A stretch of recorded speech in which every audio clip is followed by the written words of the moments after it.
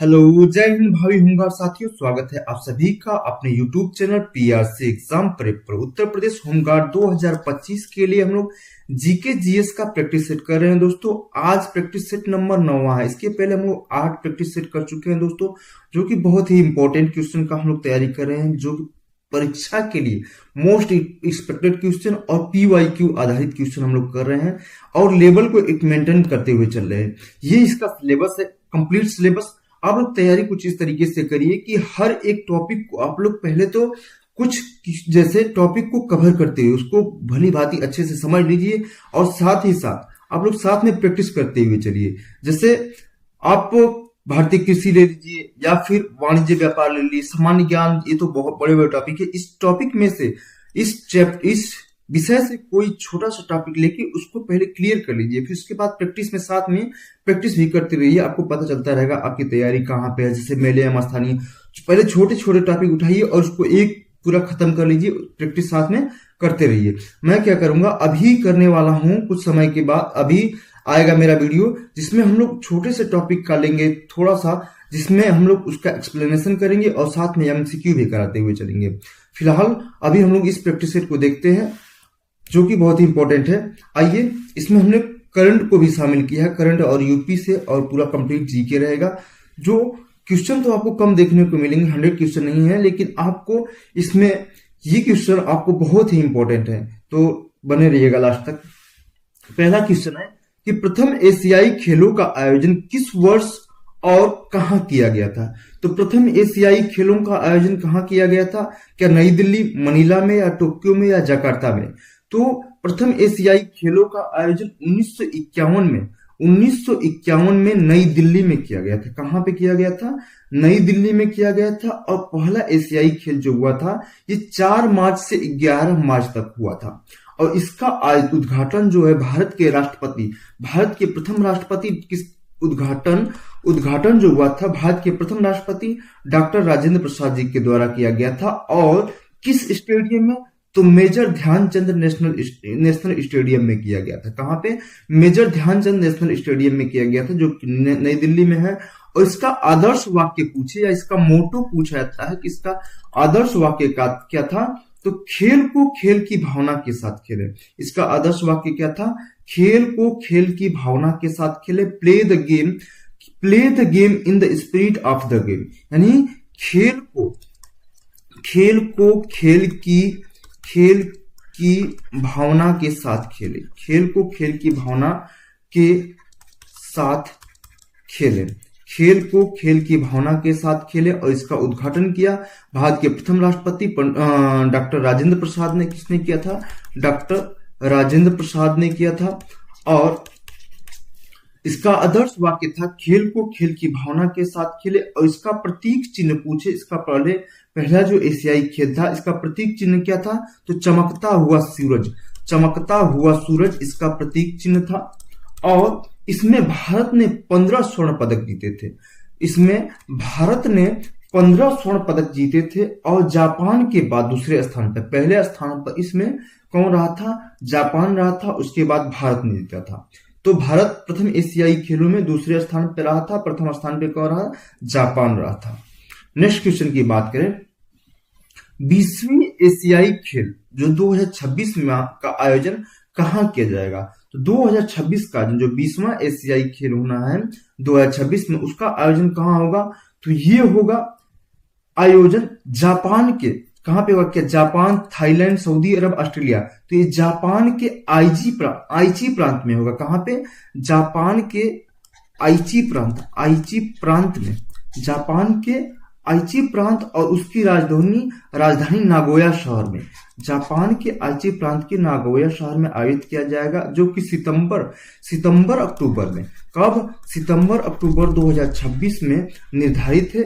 Japan में Japan एशियाई खेलों की मेजबानी तीसरी बार करेगा। इसके पहले जापान 1958 में टोक्यो में और 1994 में हिरोशिमा में इसका आयोजन सफलतापूर्वक कर चुका है। और इसके पहले बात करें, जो 19वां एशियाई खेल हुआ था, 19वां एशियाई खेल ये कहां पे हुआ था? तो 19वां एशियाई खेल चीन में हुआ था, हांगजो चीन में हुआ था। हांगजो कहाँ पे? जापान के चीन के हांगजो में हुआ था। चीन के हांगजो में हुआ था। और ये जो होना है 20वां नागोया शहर में होगा। और इसके अगला यानी कि 21वां कहां पे होगा? तो 21वां दोहा कतर में होगा। कहां पे? दोहा कतर में आयोजित होना है। तो ये चीजें 20वां ध्यान रखिएगा। 20वां एशियाई खेल कहां पे? आईची जापान, आईची नागोया शहर में होगा। नेक्स्ट है प्रसिद्ध गरबा नृत्य मूल रूप से किस राज्य से संबंधित है? तो प्रसिद्ध गरबा नृत्य जो है गुजरात का पारंपरिक लोक नृत्य। कहाँ का है ये? गुजरात का पारंपरिक गरबा जो है गुजरात का पारंपरिक लोक नृत्य है। और गरबा को यूनेस्को की अमूर्त सांस्कृतिक विरासत में भी शामिल किया गया। 2023 में इसको यूनेस्को की विश्व धरोहर स्थल में किसमें शामिल किया गया? यूनेस्को में, यूनेस्को की अमूर्त सांस्कृतिक विरासत में भी शामिल किया गया। और गरबा के प्रमुख लोक नृत्य के बारे में बात करें कि गुजरात के प्रमुख लोक नृत्य कि गुजरात में कौन कौन से लोक नृत्य है? एक तो हो जाएगा गरबा, एक याद रखिएगा डांडिया डांस, डांडिया रास, और भवई हो जाएगा, भवई या भवाई हो जाएगा, भवई। और टिप्पाणी नृत्य यहीं का है। टिप्पाणी नृत्य ये कहाँ का है? ये गुजरात का है। पधार नृत्य, सिद्धि धमाल यहीं का है। पधार नृत्य और सिद्धि धमाल यहीं का है। और गरबी और हुडो ये भी कहाँ के हैं? गुजरात के। याद रखिएगा गरबा, डांडिया, भवई, टिप्पाणी, सिद्धि धमाल, हुडो और गरबी एक है पधार नृत्य। ये कहाँ के? गुजरात के प्रमुख लोक नृत्य हैं। नेक्स्ट है पौधों में जल और खनिजों का परिवहन मुख्य रूप से किसके द्वारा होता है? तो पौधों में जाइलम के द्वारा जल और खनिजों का परिवहन होता है। किसके द्वारा? जौ से जाइलम, जौ से जल, इनको याद रखिएगा। जाइलम के द्वारा जल और खनिजों का परिवहन होता है। और फ्लोएम के द्वारा इसके भोजन का फूड को याद रखिएगा। फ्लोएम के द्वारा फूड जाता है, जाइलम के द्वारा जल का परिवहन किया जाता है। जाइलम केवल जल एवं खनिजों का परिवहन करता है। और यह प्रवाह जो होता है नीचे से ऊपर की ओर होता है। और ये कहाँ? यूनिडायरेक्शनल होता है, यानी कि एक दिशीय होता है। और यह नीचे से ऊपर की ओर जाता है, यानी जड़ से लेके तना और पत्तियों तक जाता है। और फ्लोएम में पत्तियों से बने भोजन शर्करा सुक्रोज को पौधों के अन्य भागों तक पहुंचाया जाता है। और फ्लोएम में परिवहन जो होता है बाई डायरेक्शनल होता है, यानी कि ऊपर से नीचे और नीचे से ऊपर दोनों दिशाओं में होता है। तो इसमें क्या हो जाएगा? बाई डायरेक्शनल होता है। इसमें दोनों तरफ से होता है, ऊपर से नीचे और नीचे से ऊपर भी होता है। तो ये चीजें याद रखिएगा। पौधों में जल एवं खनिजों का परिवहन जाइलम के द्वारा और भोजन का परिवहन फ्लोएम के द्वारा होता है। नेक्स्ट है उत्तर प्रदेश में साइबर अपराध का मुख्यालय कहाँ है? तो उत्तर प्रदेश में साइबर अपराध का मुख्यालय लखनऊ में। कहाँ पे है? उत्तर प्रदेश की राजधानी लखनऊ में है। और इसके लिए राष्ट्रीय साइबर अपराध रिपोर्टिंग हेल्पलाइन नंबर क्या होता है? तो 1930 ये हेल्पलाइन नंबर होता है। क्या होता है? 1930 याद रखिएगा 1930। अच्छा, भारत में राष्ट्रीय आय का अनुमान लगाने के लिए कौन सी संस्था उत्तरदायी है? तो भारत में राष्ट्रीय आय का अनुमान लगाने के लिए क्या आरबीआई उत्तरदायी है, सांख्यिकी एनएसओ राष्ट्रीय सांख्यिकी कार्यालय, या वित्त आयोग, या सेबी? तो भारत में राष्ट्रीय आय का अनुमान लगाने के लिए कौन संस्था उत्तरदायी है? राष्ट्रीय सांख्यिकी कार्यालय एनएसओ उत्तरदायी है। क्या है? एनएसओ उत्तरदायी है। और 2019 में ये सीएसओ यानी कि केंद्रीय सांख्यिकी कार्यालय और एनएसएसओ यानी कि राष्ट्रीय नमूना सर्वेक्षण, इन दोनों का विलय करके किसको बनाया गया? एनएसओ को बनाया गया, राष्ट्रीय सांख्यिकी कार्यालय को बनाया गया। और यह सांख्यिकी और कार्यान्वयन मंत्रालय के अधीन कार्य करता है। किसके? MOSPI यानी कि सांख्यिकी और कार्यक्रम कार्यान्वयन मंत्रालय के अधीन कार्य करता है। और राष्ट्रीय आय की गणना करने के लिए राष्ट्रीय आय की गणना करने के लिए कौन सा मंत्रालय, तो MOSPI याद रखिएगा। और इसके अलावा बात कर लें तो दादा भाई नौरोजी ने सबसे पहले राष्ट्रीय आय का आकलन किया था। किसने? दादा भाई नौरोजी के द्वारा। और पूछे कि सांख्यिकी दिवस कब मनाया जाता है, तो 29 जून को सांख्यिकी दिवस मनाया जाता है। PC महालनोबिस जी के जन्म दिवस के रूप में 29 जून को क्या मनाया जाता है? सांख्यिकी दिवस मनाया जाता है। नेक्स्ट है विश्व स्वास्थ्य संगठन की स्थापना कब हुई थी, तो विश्व स्वास्थ्य संगठन यानी कि WHO वर्ल्ड हेल्थ ऑर्गेनाइजेशन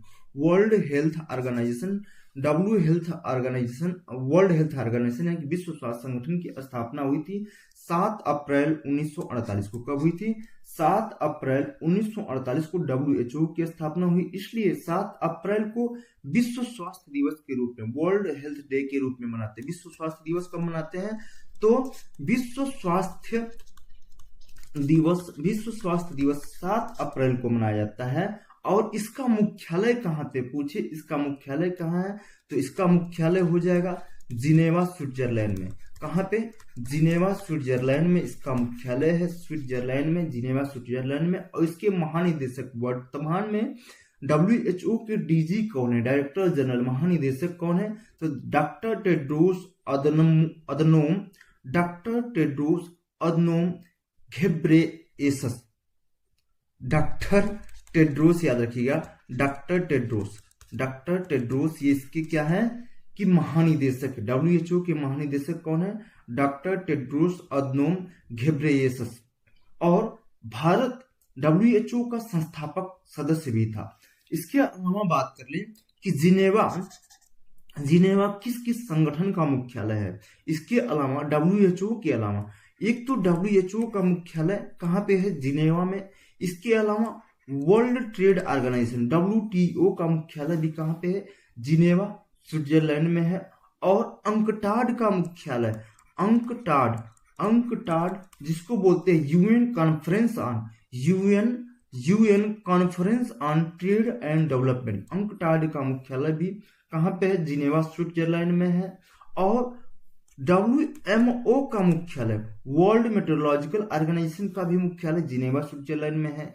इसके अलावा ILO, इंटरनेशनल लेबर ऑर्गेनाइजेशन का भी मुख्यालय कहाँ पे है? जिनेवा, स्विट्जरलैंड में है। और UNHCR अर्थात UN high commissioner for refugees का मुख्यालय भी कहाँ पे है? ये भी जिनेवा, स्विट्जरलैंड में है। और ICRC अर्थात international committee of the red cross का भी मुख्यालय जिनेवा, स्विट्जरलैंड में है। और वीपो का मुख्यालय WIPO World Intellectual Property Organization का मुख्यालय भी जिनेवा, स्विट्जरलैंड में है। और ITU यानी कि इंटरनेशनल कम्युनिकेशन यूनियन का भी मुख्यालय कहाँ पे है? जिनेवा, स्विट्जरलैंड में है। तो आप World Health Organization, World Trade Organization, UNCTAD का मुख्यालय और ILO का मुख्यालय, वीपो का मुख्यालय, इतना तो ध्यान रखिएगा कि WHO, WTO और ILO, वीपो और अंकटाड का मुख्यालय कहाँ पे है? जिनेवा, स्विट्जरलैंड में है। नेक्स्ट है खेलो इंडिया यूथ गेम्स 2025 की मेजबानी किस राज्य को सौंपी गई है, तो खेलो इंडिया यूथ गेम्स 2025 की मेजबानी, ये जो 7वां संस्करण है, ये बिहार राज्य को सौंपी गई है। किसको? बिहार राज्य को सौंपी गई है, जो कि 4 से 15 मई यानी कि 4 मई से 15 मई 2025 में आयोजित हुआ था। और ये बिहार के पटना, राजगीर, गया और भागलपुर, इसके अलावा बेगूसराय, इन शहरों में आयोजित किया गया था। और इस आयोजन में पहली बार ई स्पोर्ट को एक प्रदर्शन के रूप में भी शामिल किया गया था। और प्रधानमंत्री मोदी जी ने इसको वर्चुअली इसका उद्घाटन किया था। तो इसको याद रखिएगा। तो खेलो इंडिया यूथ गेम्स 2025 की मेजबानी किस राज्य को सौंपी गई थी? बिहार राज्य को सौंपी गई थी, जो कि मई 2025 में संपन्न हुआ। और इसका शुभंकर क्या था, इसका शुभंकर पूछे शुभंकर क्या था, तो गज सिंह इसका शुभंकर था। क्या था? गज सिंह, हाथी की शक्ति और सिंह के हृदय का प्रतीक, ये इसका शुभंकर था। और यह आयोजन बिहार में खेल संस्कृति को बढ़ावा देने, पूछे किस उद्देश्य से की गई थी, तो खेल संस्कृति को बढ़ावा देने और युवा एथलीटों की प्रतिभा को निखारने में महत्वपूर्ण रहा। यह आयोजन जो है बिहार में खेलो इंडिया यूथ गेम खेल संस्कृति को बढ़ावा देने, खेल संस्कृति को बढ़ावा देने और युवा एथलीटों की प्रतिभा को निखारने में महत्वपूर्ण रहा। और शुभंकर इसका रहा गज सिंह। 4 से 15 मई 2025 को बिहार में आयोजित किया गया था। और इसमें प्रथम स्थान पे महाराष्ट्र रहा था। और बिहार राज्य की बात करें तो बिहार ने अपने अब तक के सर्वश्रेष्ठ प्रदर्शन में 15वां स्थान प्राप्त किया था। नेक्स्ट है, उत्तर प्रदेश का सबसे पुराना विश्वविद्यालय कौन सा है? तो उत्तर प्रदेश का सबसे पुराना विश्वविद्यालय इलाहाबाद विश्वविद्यालय, बनारस हिंदू विश्वविद्यालय, अलीगढ़ मुस्लिम विश्वविद्यालय, इलाहाबाद विश्वविद्यालय, लखनऊ विश्वविद्यालय। तो उत्तर प्रदेश का सबसे पुराना विश्वविद्यालय इलाहाबाद विश्वविद्यालय। इसकी स्थापना 23 सितंबर, इसकी स्थापना कब हुई थी? 23 सितंबर 1887 को हुई थी। और यह उत्तर प्रदेश का सबसे पुराना और भारत का चौथा सबसे पुराना विश्वविद्यालय है। और इलाहाबाद विश्वविद्यालय को ऑक्सफोर्ड ऑफ द ईस्ट कहते हैं, यानी कि पूर्व का ऑक्सफोर्ड इलाहाबाद विश्वविद्यालय को बोला जाता है। पूर्व का ऑक्सफोर्ड किसको बोलते हैं? तो इलाहाबाद विश्वविद्यालय को पूर्व का ऑक्सफोर्ड बोलते हैं। पूर्व का ऑक्सफोर्ड किसको हो जाएगा? इलाहाबाद विश्वविद्यालय को बोलेंगे। और बीएचयू की स्थापना कब हुई थी? तो बीएचयू की स्थापना 1916 में हुई थी। और अलीगढ़ मुस्लिम यूनिवर्सिटी की स्थापना 1920 में हुई थी। और लखनऊ विश्वविद्यालय की स्थापना की बात करें तो ये 1921 में लखनऊ विश्वविद्यालय की स्थापना हुई थी। नेक्स्ट है, केंद्रीय भारतीय भाषा संस्थान का मुख्यालय कहाँ है? तो केंद्रीय भारतीय भाषा संस्थान यानी कि central institute of the Indian languages का मुख्यालय मैसूर कर्नाटक में है। कहाँ पे है? मैसूर कर्नाटक में स्थित है। और इसकी स्थापना 1969 में भारत सरकार के शिक्षा मंत्रालय के तहत भारतीय भाषाओं के विकास और समन्वय के लिए किया गया था। तो केंद्रीय भारतीय भाषा संस्थान का मुख्यालय मैसूर कर्नाटका में स्थित है। और इसके अलावा केंद्रीय हिंदी संस्थान पूछे, केंद्रीय हिंदी संस्थान कहाँ पे है? तो केंद्रीय हिंदी संस्थान कहाँ पे है? तो ये आगरा में है। केंद्रीय हिंदी संस्थान कहाँ पे है? तो ये आगरा में है। और केंद्रीय भारतीय भाषा संस्थान का मुख्यालय मैसूर कर्नाटका में हो जाएगा।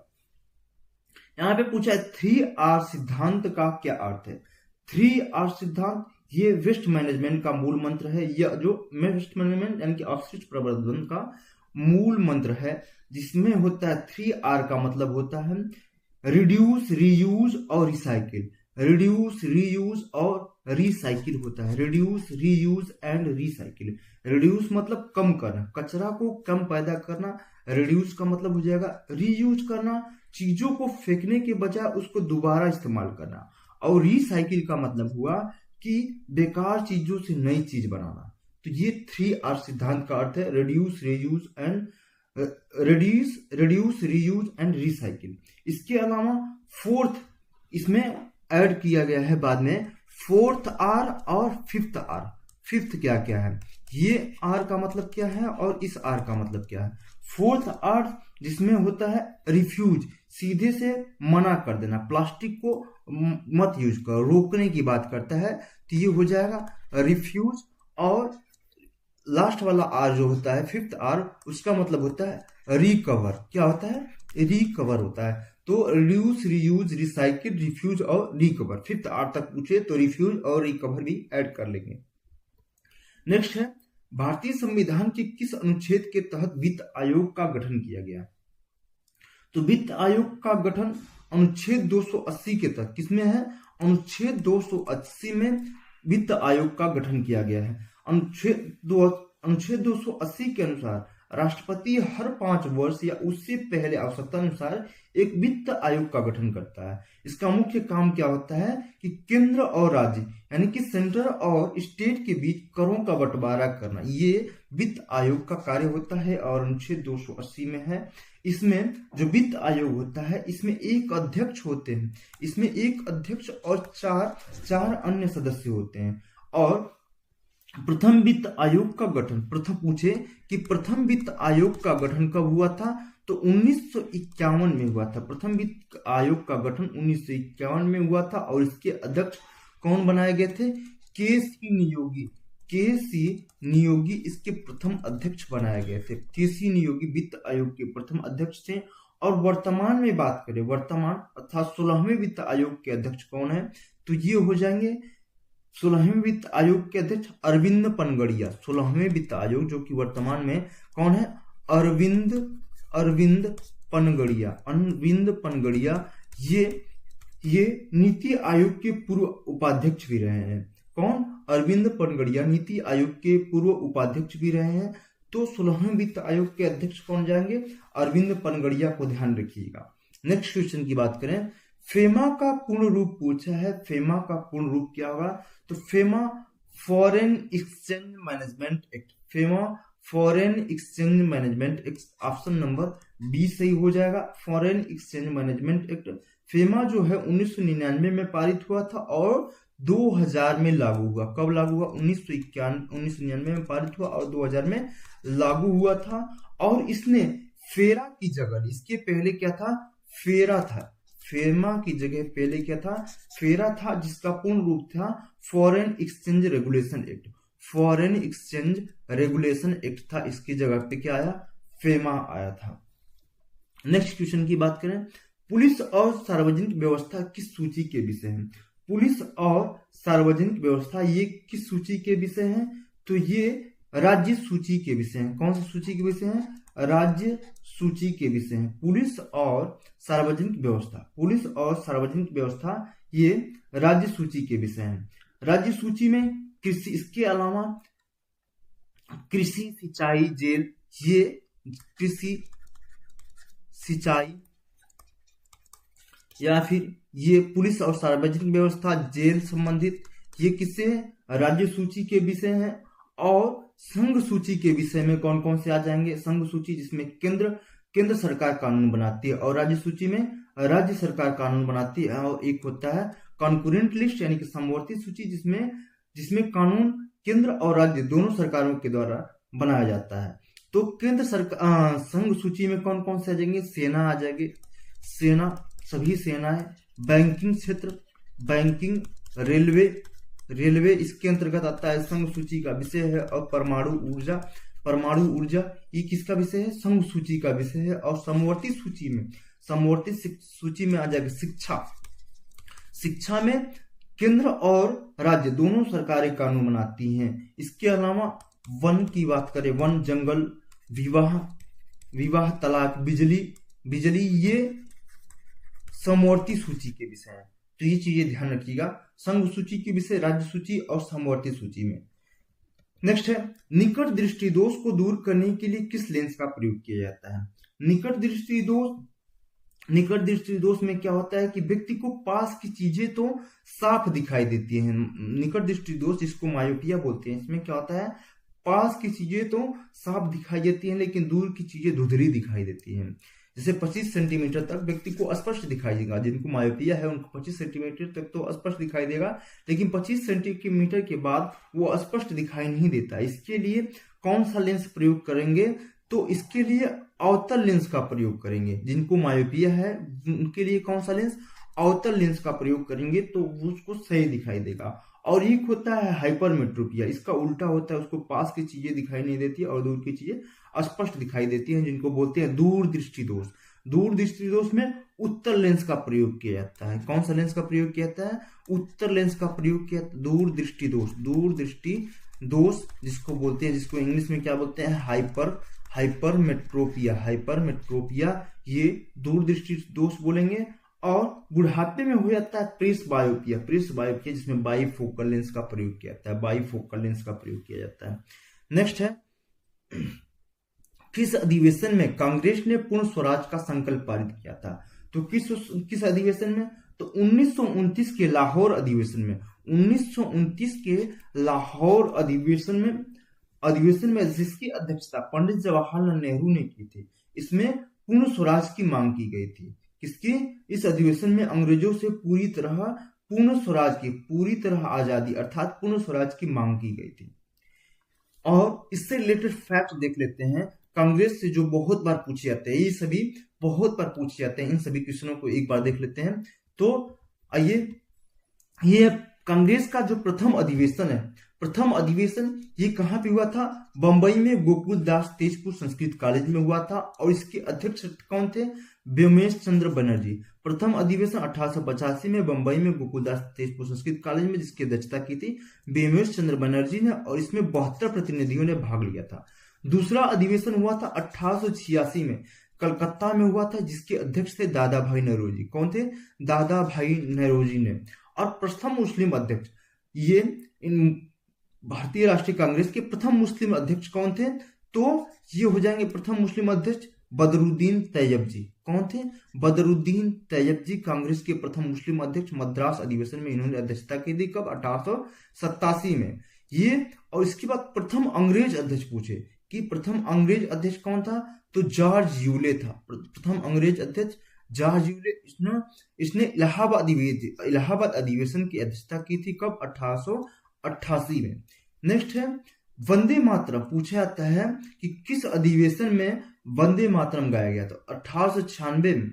1896 के कलकत्ता अधिवेशन में पहली बार राष्ट्रीय गीत वंदे मातरम को गाया गया था, जिसकी अध्यक्षता किसने की थी?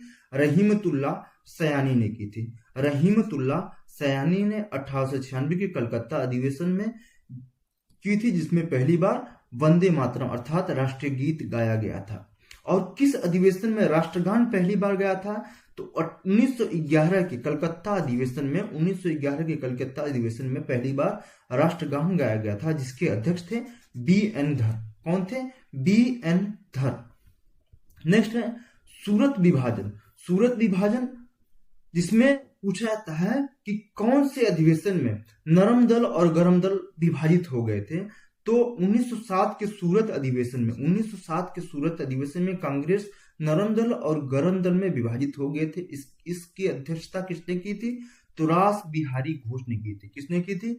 रास बिहारी घोष ने की थी। या फिर सीधे सीधे ऐसे पूछा जाता है, सूरत विभाजन जो 1907 में हुआ था, जिसमें नरम दल और गरम दल दोनों आपस में विभाजित हो गए थे, इसकी अध्यक्षता किसने की थी?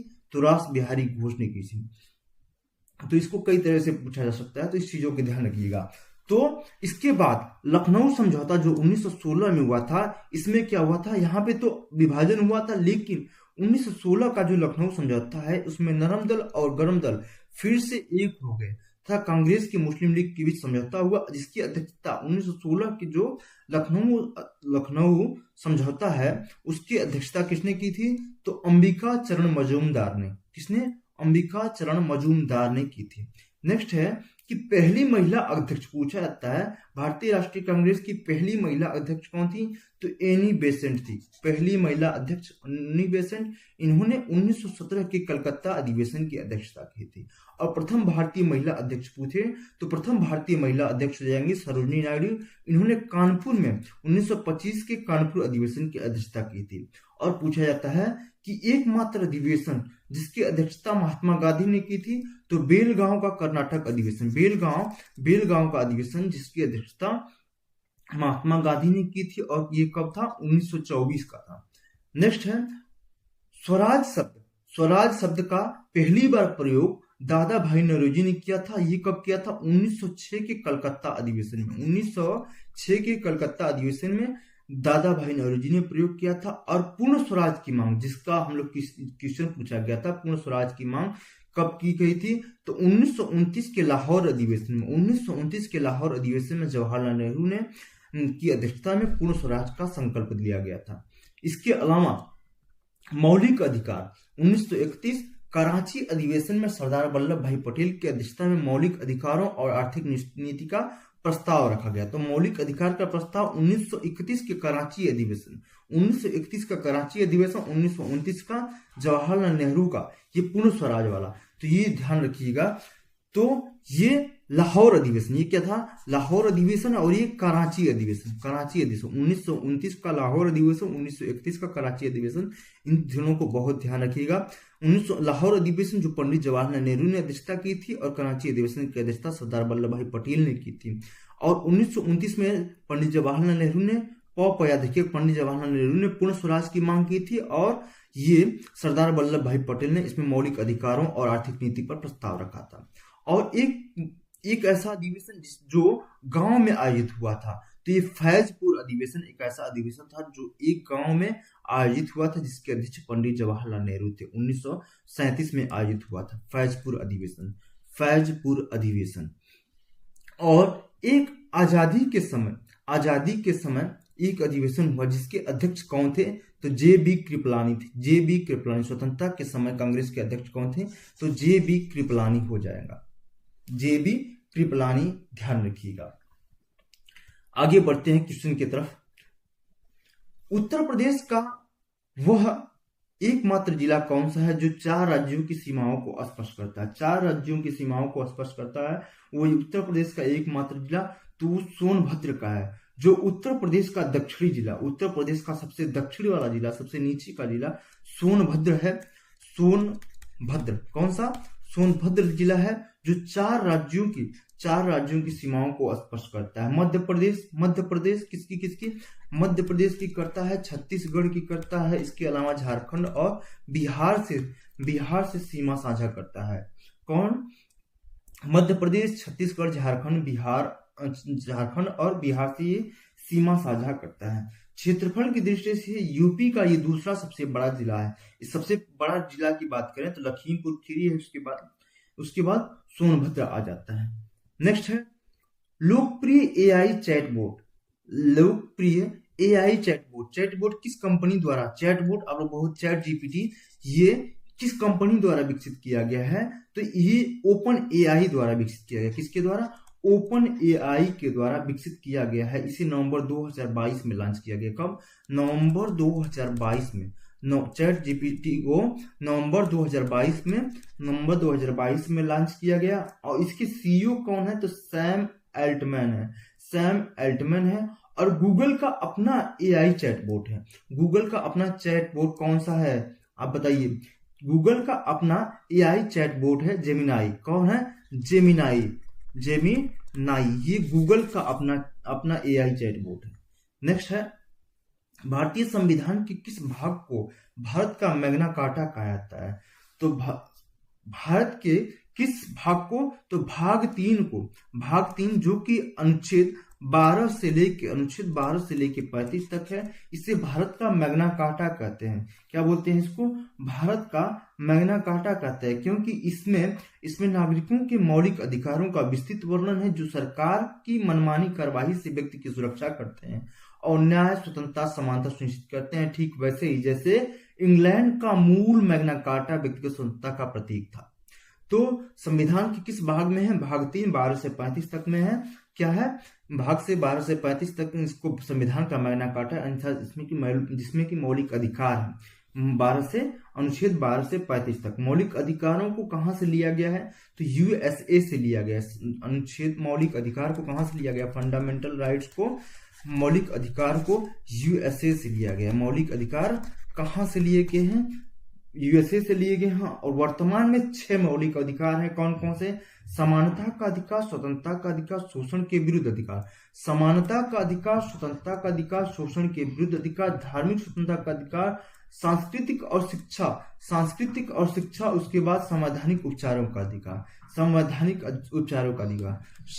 का अधिकार, स्वतंत्रता का अधिकार, शोषण के विरुद्ध अधिकार और धार्मिक स्वतंत्रता का अधिकार, इसके अलावा सांस्कृतिक और शिक्षा संबंधी अधिकार, और संवैधानिक उपचारों का अधिकार, संवैधानिक उपचारों का अधिकार, समानता का अधिकार अनुच्छेद 14 से लेकर 18 तक है, और स्वतंत्रता का अधिकार अनुच्छेद 19 से लेकर 22 तक है। शोषण के विरुद्ध अधिकार अनुच्छेद 23 और 24, अनुच्छेद 23 और 24 शोषण के विरुद्ध अधिकार है। और धार्मिक स्वतंत्रता के अधिकार की बात करें तो 25 से 28 तक, अनुच्छेद 25 से 28 तक है। और सांस्कृतिक एवं शिक्षा संबंधी अधिकार अनुच्छेद 29, 30, 29 से 30 है। और संवैधानिक उपचारों का अधिकार अनुच्छेद 32 में, किसमें है? अनुच्छेद 32 में, अनुच्छेद 32 में है। इसको डॉक्टर बी आर अम्बेडकर ने क्या बोला था? संविधान की आत्मा बोला था। तो ये ध्यान रखिएगा। नेक्स्ट है, सिंधु घाटी सभ्यता का कौन सा स्थल मृतकों का टीला के नाम से जाना जाता है? मृतकों का टीला किसको बोलते हैं? Mound of the dead, mound of the dead. मृतकों का टीला किसको बोलते हैं? Mound of the dead, mound of the dead किसको बोलते हैं? ये बोलते हैं मोहनजोदड़ो को बोलते हैं। किसको? मोहनजोदड़ो। सिंधी भाषा में मोहनजोदड़ो का शाब्दिक अर्थ होता है मृतकों का टीला। क्या होता है? मृतकों का टीला। ये कहाँ पे है? मोहनजोदड़ो, मोहनजोदड़ो को बोलते हैं। और यह पाकिस्तान के सिंध प्रांत, ये कहाँ पे है? मोहनजोदड़ो कहाँ पे है? पाकिस्तान के सिंध प्रांत के लड़काना जिले में स्थित है। पाकिस्तान के कहाँ पे? लड़काना पाकिस्तान में स्थित है। कहाँ पे? पाकिस्तान में स्थित है, पाकिस्तान में है। और इसकी खोज 1922 में राखाल दास बनर्जी ने की थी। किसने की थी? राखाल दास बनर्जी ने की थी, राखाल दास बनर्जी ने की थी। और यहाँ ग्रेट बाथ अर्थात विशाल स्नानागार और कांस्य की नर्तकी जो कि इसकी मूर्ति मिली है यहाँ पे मोहनजोदड़ो में। तो सिंधु घाटी सभ्यता का कौन सा स्थल मृतकों का टीला है? तो मोहनजोदड़ो को बोला जाता है।